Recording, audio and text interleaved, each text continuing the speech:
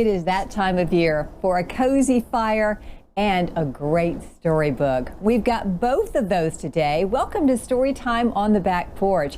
I'm Lisa. This is my friend Lila, and this is Tiberius. Today's story is called Clark the Shark Loves Christmas, and it is written by Bruce Hale, and the pictures are drawn by Guy Francis.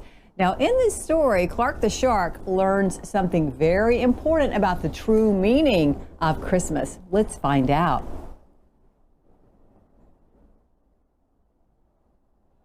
It was Christmas time at Theodore Roosterfish Elementary, and all the fish were in a flurry.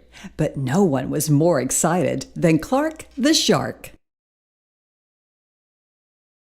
"Christmas rocks!" Clark yelled. "I love the decorations, and the cookies are even better," he cried. "But the caroling is the best," he yodeled. "Fa la la la la." "Cool your jets, Clark," said his friend Joey Mackerel. "The best part of Christmas isn't munching and crunching and singing too loud." "What do you mean?" asked Clark. "It's hard to explain," said Joey. Then Mrs. Inkydink announced, "Time for Secret Santa." "Secret Santa?" said Clark. I didn't know Santa was a spy." "Cool." Mrs. Inkydink explained that everyone would pick a name from a hat, and whichever name you drew, you'd get that classmate a gift. "But you can't tell who you picked," she said. "Where does the spying come in?" Clark wondered. Everyone picked names. Clark chose Benny Blowfish, but all he wanted to know was, "Who picked my name?" Nobody spoke. "It's a secret," said Mrs. Inkydink. "I hate secrets," said Clark. Then Clark had a sharky idea. He told Joey, "Now I get it. The best part of Christmas is getting presents. So what are you giving me?" But Joey just shook his head.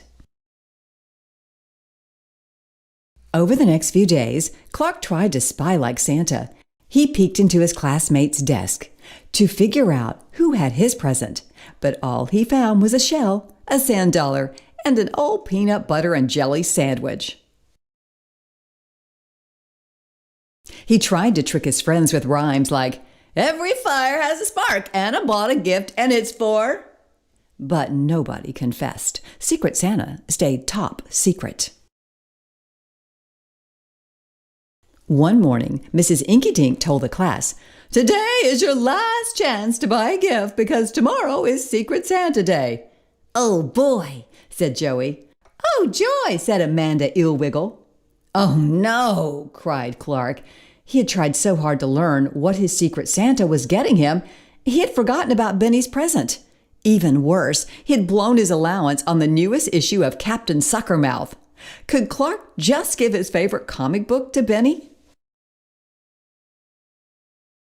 The next morning, everyone placed their presents around the class Christmas tree.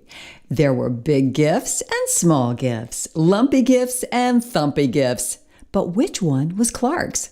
One by one, kids claimed their presents. "A hula hoop," said Amanda. "Perfect. I love to wiggle." "A baseball cap," said Billy Ray Ray. "Someone really knows me." "Sucks," said Sid the Squid. "Thank you, Secret Santa." Clark looked around at his smiling classmates with their perfect gifts, and his tummy gave a twinge. He should have gotten a kazoo. Did Benny even like comics? Clark whispered to Mrs. Inkydink, "I have a problem." "What is it?" she asked. "All the other Secret Santas got the right gift for the right person," he said. "I'm afraid mine's not so hot." Mrs. Inkydink patted his cheek. "It's the thought that counts." Clark cringed. He had been thinking only of himself.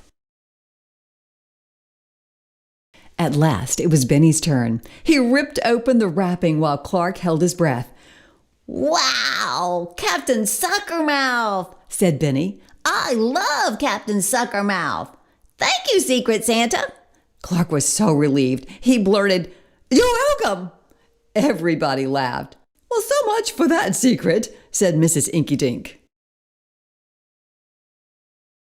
Then Clark got a sweet surprise when he unwrapped his own present. "Secret Santa's been spying on me," he cried. "Yes, he has," Benny grinned. When all the gifts had been opened, Clark's class continued its party with cookies and carols and Christmassy fun. "Christmas rocks," said Clark. "But one thing about Christmas rocks most of all." What's that? Asked Joey. Clark the shark smiled. "If you want to be smart, always give from the heart."